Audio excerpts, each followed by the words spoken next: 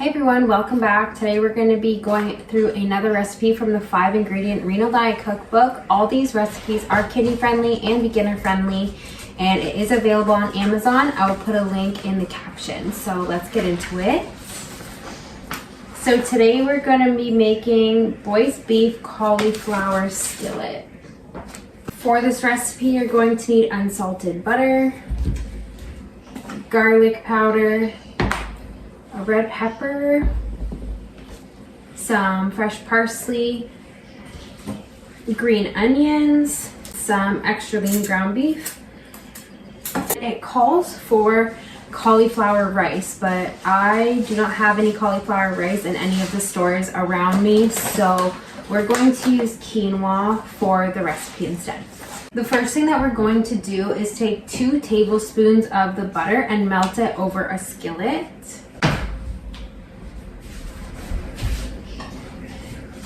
We're going to melt that over medium heat. And then once that's warmed up and melted, we're going to add the ground beef in and cook that thoroughly. So I'm going to bring you over with me to see the process. So I've measured out my 2.5 ounces of ground beef. So once this butter is melted, I'm going to place the ground beef in the pan. Okay. So add all of that in and then we'll break it up and I'll come back when it's cooked. So now that this is cooked, I'm going to add my green onion and garlic powder into here. So you're going to add 1 stalk of green onion and half a teaspoon of garlic powder. You're going to cook this till it's fragrant. So while you have your ground beef cooking, you're going to also make your quinoa or your cauliflower rice, whatever one you are doing.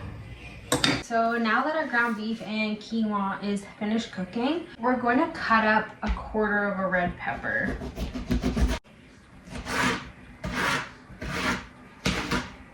We're going to go add that into our pan with the quinoa or cauliflower rice, whatever you're using. Once that's done, you're going to add it to a bowl.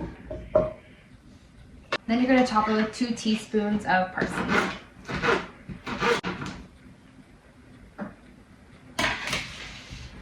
Okay, and there it is. Looks really good. Let's give it a try. This is really good.